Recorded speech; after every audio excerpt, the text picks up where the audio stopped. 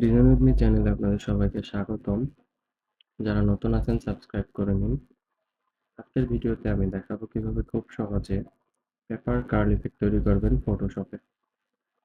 তো ইফেক্টটি তৈরি করার জন্য আপনাদের সবার প্রথমে সলিড কালার লেয়ার নিতে হবে একটি।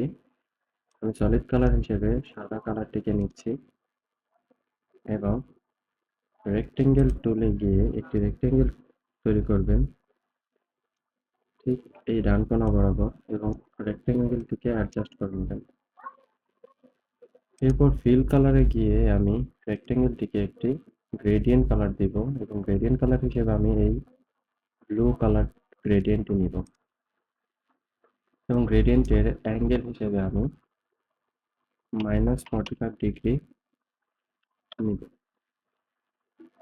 নেওয়ার পর রেক্টেঙ্গেল লেয়ার এবং সলিড কালার লেয়ার দুটিকে শিফট প্রেস করে সিলেক্ট করে নিব এবং মাউসের রাইট ক্লিক করে কনভার্ট টু স্মার্ট অবজেক্ট করে নিব।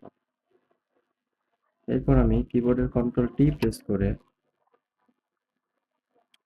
মাউসের রাইট ক্লিক করে ওয়ার্প অপশনে যাব এবং এই লেয়ারটিকে ঠিক এভাবে ওয়ার্প করে নেব। এরপর আমি পয়েন্টগুলো অ্যাডজাস্ট করে নিচ্ছি।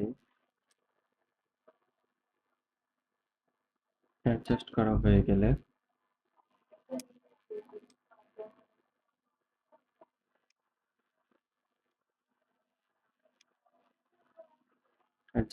গেলে আমি কিবোর্ডের এন্টার প্রেস করব এবং রেক্টেঙ্গেল লেয়ারের ঠিক এই ফাঁকা জায়গাতে ডাবল ক্লিক করে ব্লেন্ডিং অপশন থেকে ড্রপ শ্যাডো নেব এবং ড্রপ শ্যাডো হিসেবে আমার এই সেটিংটা ব্যবহার করব এবং ওকে প্রেস করলেই আপনারা দেখতে পারবেন কিভাবে খুব সহজেই পেপার কার্ল ইফেক্টটি তৈরি হয়।